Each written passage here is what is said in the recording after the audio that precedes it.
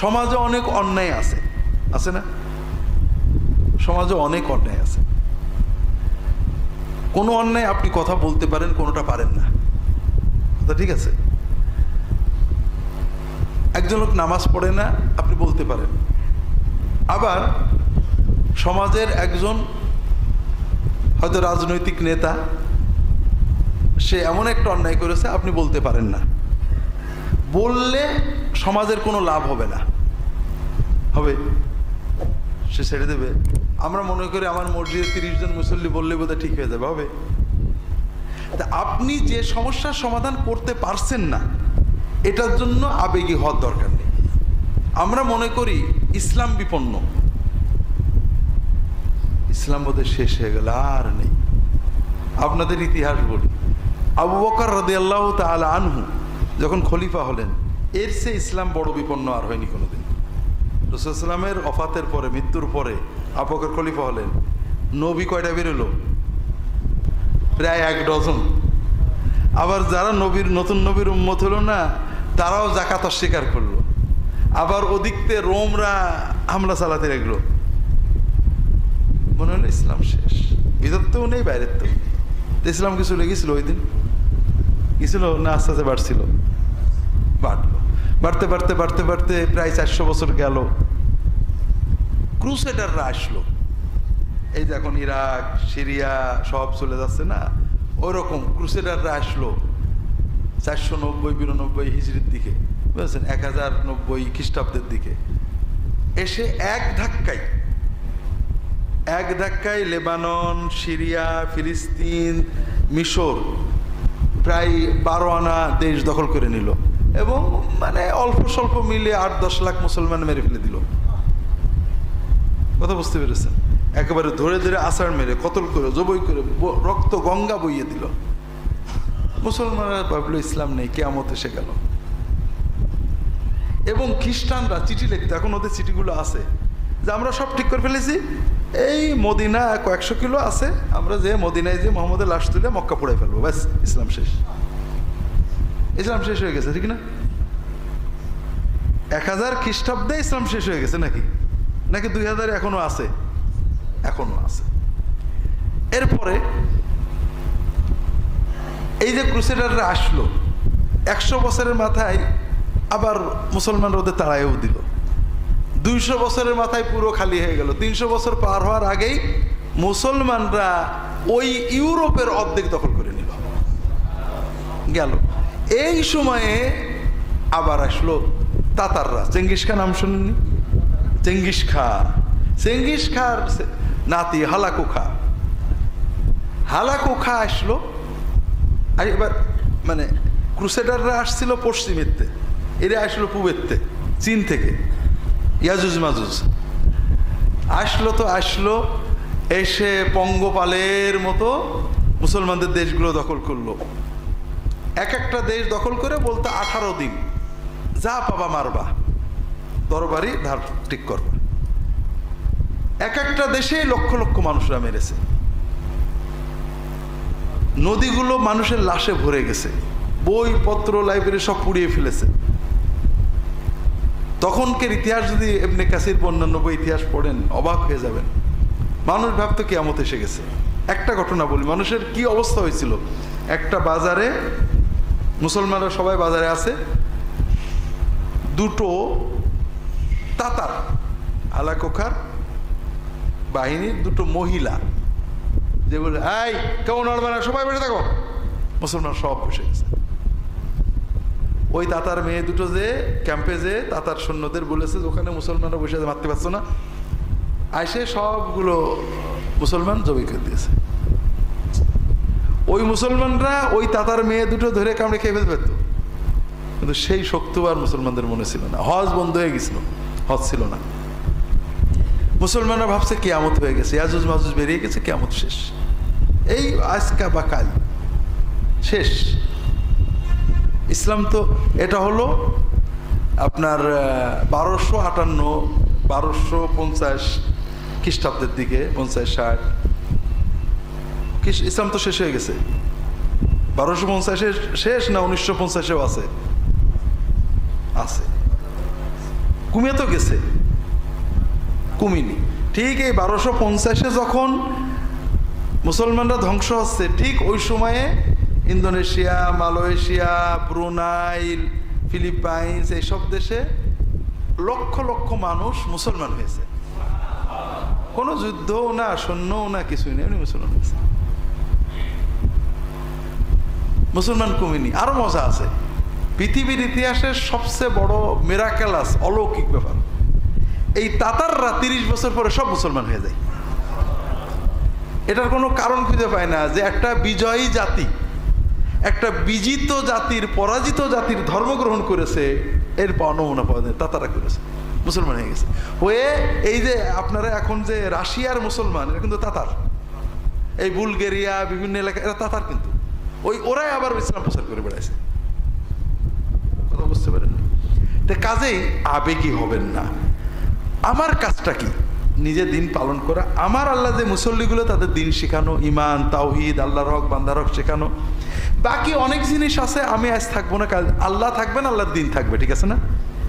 কাজেই এমন কিছু করতে হয় না। সমাজে অনেক সময় আবেগী হয়ে যায় ছেলেরা, যুবকেরা, যে ইসলাম শেষ হয়ে গেল, আমরা যদি অমুক লোকটার মেরে ফেলি তাহলে ইসলাম বোধহয় ঠিক হয়ে যাবে।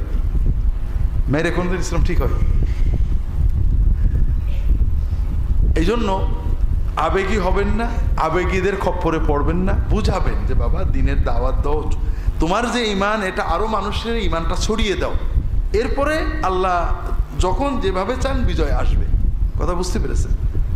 এগুলো হলো বর্তমানে দিনের নামে দিন বিরোধী গোমরাহ করার যে পথগুলো।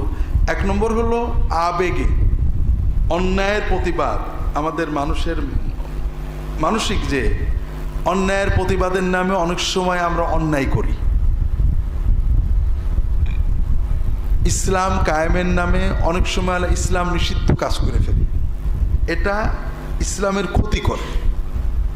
আপনার উপর দিনই দাওয়াত দেওয়া, এলাকার মুসলমানদের ইসলাম শেখানো বড় ফরজ।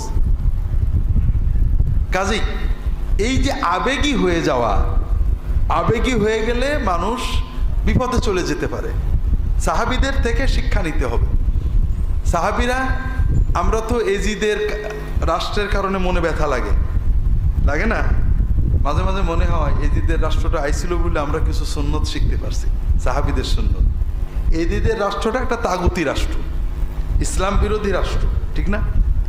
যখন মুসলমান দেশে ইসলাম বিরোধী রাষ্ট্র হয়ে গেল, তাগুতি রাষ্ট্র হয়ে গেল, তখন কি করতে হয় ওখান থেকে জানা গেল। সাহাবীরা কি করছিলেন? 2-1 সাহাবী তার বিরোধিতা করেছেন, এটা একটা পদ্ধতি। আর অধিকাংশ সাহাবী কি করেছেন? তারা ওই পরিস্থিতিতেই দিনের দাওয়াত, দিনের ইমামাত, দিনের তালিম, তারবিয়াত সব চালিয়ে গেছেন। কথা বুঝতে পেরেছেন? তো এই জন্য সরকার, প্রশাসন, পরিবেশ, রাষ্ট্র, আমেরিকা, ইসরায়েল, ইহুদি, অনেক কিছু হতে পারে, কিন্তু আপনি সাহাবীদের সুন্নত মতো ধীর ও সুস্থে চিন্তা ভাবনা করে ইমামদের দায়িত্ব পালন করতে হবে। তা না হলে আপনাদের প্রথমে যেটা বললাম, আলী রাদিয়াল্লাহু তাআলা আনহুর যুগে 2টো গুমরাহি আসছে। একটা হলো আবেগে ইসলামের নামে, অন্যায়ের প্রতিবাদের নামে কি কতল শুরু করে দিয়েছে। কতল করে সব ঠিক করে ফেলে দেবে, কিন্তু আসলে কতল করে কোনদিন কিছু ঠিক হয় না। কথা বুঝেছেন? কতল হলো অপারেশন, সর্বশেষ না হলে অপারেশন করতে হয়। আচ্ছা, মেডিসিন ওষুধ আগে দেয় না অপারেশন আগে করে? মেডিসিন আগে দেয়। মেডিসিন অনেক ডাক্তারেই দিতে পারে, MBBSও দেয়, কিন্তু কাটাকুটো আবার সার্জারিতে এক্সপার্ট হতে হয়, বুঝলেন? তো এটা একটা গোমরাহি, এদিকে খেয়াল রাখতে হবে। আবেগী হবেন না, আল্লাহর দিন আল্লাহ হেফাজত করবেন। আমাদের কাজ হলো নিজে দিন নিজের জীবনে বাস্তবায়ন করা, সমাজে আমার সাধ্যের ভিতরে মানুষদেরকে দাওয়াত দেওয়া, দিন যেন মানুষের কাছে পৌঁছায়। আমরা ফলাফল নিশ্চিত করতে পারবো না। কথা বুঝতে পেরেছেন? দ্বিতীয়, অতিভক্তি। এইবার আসি অতিভক্তির ধারা, যেটা বললাম আলী রাদিয়াল্লাহু তাআলার যুগে দিনের নামেই কিন্তু হলো। এইটার নাম কি? এই ফেরকার নাম কি বলতে পারেন? শিয়া না? হ্যাঁ। আর ওই ফেরকার নাম যারা গরম ফেরকা, ভক্তি ফেরকা হলো শিয়া, আর গরম ফেরকা খারেজি। এই ভক্তি ফেরকা কিন্তু আমাদের রন্ধে রন্ধে। এই যে আমাদের সমাজে আল্লাহ বাবা, দয়াল বাবা, খাজা বাবা, পীর বাবা, পীর সব জানে, পীরের কাছে ভান্ডার আছে, এই বাতেনি এলেম জাহির সব কিন্তু শিয়াদের বানানো। কথা বুঝেছেন? আমাদের সমাজে শিয়া মতটা ব্যাপক, কারণ আমাদের বাংলার নবাবেরা শিয়া ছিলেন, যে কারণে আমাদের সমাজে মন মানসিকতা অনেক শিয়া মত আছে। এটাও অনেক সময় আমাদেরকে অসহ্য করে দেয়। আলেম ওলামা, আপনারা আলেম, তারপরও একজন আলেম আমাকে বলছে আল্লাহর ওলিদের কিছু তো পাওয়ার আছেই। আলেম মানুষ, অর্থাৎ আমাদের কাছে ক্লিয়ার না পাওয়ার বলতে কি চড় ঘুষির পাওয়ার না আল্লাহর অলৌকিক পাওয়ার। আল্লাহর অলৌকিক ইচ্ছা করলে ভালো মন্দ করার পাওয়ার আল্লাহ কাউকে দেন, এটা কি কোরআন হাদিসে আছে? বরং উল্টো, আল্লাহ রাসূল সাল্লাল্লাহু আলাইহি ওয়াসাল্লাম যখন বদদুয়া করলেন কাফেরদের, তখন আল্লাহ কি বললেন? কে বলতে পারবে? লাইসা লাকা মিনাল আমরি শাইউন আও ইয়াতুব আলাইহিম আও ইউআযিবাহুম ফাইন্নাহুম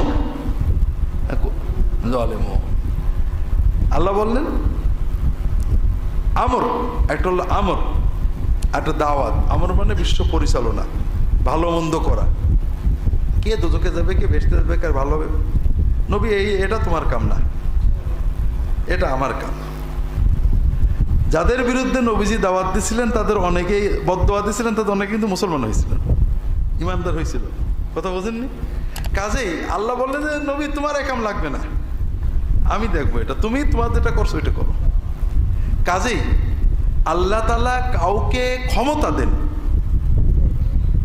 এটা আল্লাহ কোরআনে বলেননি, রাসূল হাদিসে বলেননি। রাসূলুল্লাহ সাল্লাল্লাহু আলাইহি ওয়াসাল্লামের সামনে এসে একজন প্রশংসা করছে, ইয়া রাসূলুল্লাহ মা শা আল্লাহু ওয়া শিতা, আল্লাহ যেটা চান এবং আপনি যেটা চান সেটাই হয়, আল্লাহ এবং আপনি যেটা চান সেটা হয়। এখন আপনারা বলেন হুজুর আপনার আল্লাহর দোয়ায় আপনার দোয়ায় ভালোই আছে, বলেন না আল্লাহর রহমতে হুজুরের দোয়ায় ভালো, আমরা খুশি হই যেন আমার খুব ভক্তি করেছে। তা আল্লাহ রাসূল সাল্লাল্লাহু আলাইহি ওয়াসাল্লাম এটা শুনে খুশি হলেন না, বকা দিলেন, আজআলতানি লিল্লাহি নিদ্দান, তুমি আমাকে আল্লাহ সমান করে দিলে। বল মাশা আল্লাহ ওয়াহদা, আল্লাহ একা যেটা চান ওইটাই হয়। তো কাজেই এই যে অতিভক্তির নামে রাসূলুল্লাহ সাল্লামের বংশের নামে হোক, পীর মাশায়েখদের নামে হোক, বা পীরের আওলাদের নামে হোক, আওলাদের রাসূল নামে হোক, যে আমরা অতিভক্তির প্লাবন তার থেকে শিরকে চলে যাই, এটাও দিনের নামে দিন গোমরাহ হওয়ার আরেকটা পথ। আপনারা যদি আদবের সাথে, বিনম্রতার সাথে সমাজের মানুষদের সাথে সম্পর্ক রাখেন, কে খ্রিস্টান হচ্ছে, কে গ্রুপিং করছে, কে ইমাম মেহেদি হচ্ছে, কে ইমামুজ্জামান হচ্ছে, আপনারা যদি কথা বলেন, কোনো গুমরাহি দেখলে সমাজের মুরব্বীদের ডাকেন যে ভাই এটা ঠিক হচ্ছে না, দেখবেন সমাজের মানুষেরা আপনাদের দ্বারা প্রভাবিত হবে। আলেম ইমাম যদি নম্রতার সাথে, হিকমতের সাথে মানুষের বুঝান, উগ্রতা বাদ দিয়ে, ঝগড়াঝাটি বাদ দিয়ে, তাহলে ফল ভালো হবে ইনশাআল্লাহ। الله لا إله إلا هو الحي القيوم